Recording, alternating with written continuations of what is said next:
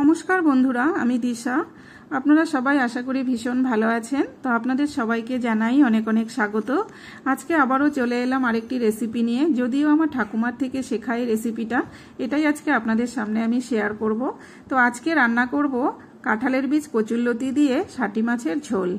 तो एखाने किन्तु शाटी माछगुलोके आगे थेकेई केटे धुए नियेछि आर एदिके कचुरलतिओ किन्तु बेছে नियेछि, साथे किछुटा किन्तु काँठालेर बीजও 4 भाग करे केटे दियेछि। सबकिछु केटे बेছে धुए निये कड़ाईटा बसिए दिए ओर मध्य परिमाण मतो जल दिए जलटा एकटु भालो करे फुटिए निये तार मध्य कचुरलति काँठालेर बीज दिए सामान्य नुन दिए किन्तु आमि भापिए नामिए नियेछि। भापिए निये कड़ाईटा धुए बसिए दियेछि आर एदिके किन्तु माछगुलोके एकटु नुन आर हलुद दिए खूब भालो करे मेखे नियेछि। नेওয়ার পরে যে কড়াতে দিয়ে দিলাম পরিমাণ মতো সরষের তেল। তেলটা দেখুন খুব ভালো করে গরম হয়ে গেছে। এখন এই যে আমি মাছগুলো দিয়ে দিচ্ছি। এই মাছগুলোকে কেউ কেউ শাটি মাছ বলে আবার কেউ ল্যাটা মাছও বলে, গ্রামের ভাষায় কিন্তু শাটি মাছই বলে। তো যাই হোক মাছগুলোকে এখন আমি একদম লাল লাল করে ভেজে নেব। এক পাশ ভাজা হয়ে গেছে, এখন আমি উল্টে পাল্টে এভাবে একদম লাল লাল করে ভেজে নেব।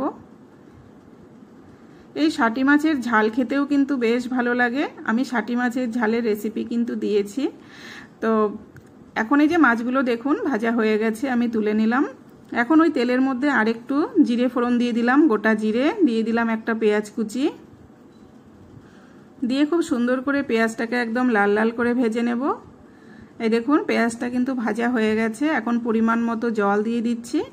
জল দিয়ে এখন এখানে দিয়ে দিলাম 1 চামচ নুন, 1 চামচ হলুদ গুঁড়ো, 1 চামচ জিরে গুঁড়ো, 1 চামচ লঙ্কার গুঁড়ো দিয়ে পেঁয়াজের সাথে মশলাটাকে একদম লাল লাল করে কষিয়ে নেব। এই দেখুন তেল ছেড়ে গেছে, মশলাটা কিন্তু আমার খুব সুন্দর করে কষানো হয়ে গেছে। এখন আমার এই যে ভাপিয়ে রাখা কচুরলতি কাঁঠালের বীজ সবকিছু দিয়ে দিলাম, দিয়ে মশলার সাথে সবকিছু খুব ভালো করে এভাবে নেড়েচেড়ে কষিয়ে নেব। কচুরলতি কিন্তু ভাপানোর সময়ই অনেকটা সেদ্ধ হয়ে গেছে। তো দেখুন মশলার সাথে কিন্তু কচুরলতি আমার খুব সুন্দর করে কষানো হয়ে গেছে। এখন আমি এখানে পরিমাণ মতো জল দিয়ে দেব। জলের পরিমাণটা খুবই অল্প দেব, যেহেতু কচুরলতি সেদ্ধ হতে খুব বেশি সময় লাগে না, খুব তাড়াতাড়ি সেদ্ধ হয়ে যায়। তো আপনারা কিন্তু এভাবে বাড়িতে অবশ্যই একবার ট্রাই করবেন, এটা খেতে কিন্তু ভীষণই ভালো হয়। তো দেখুন ঝোলটা ফুটে গেছে, এখন আমি এই যে মাছগুলো দিয়ে দিলাম। মাছগুলো দিয়ে আরও 2-3 মিনিট কিন্তু রান্না করে নেব।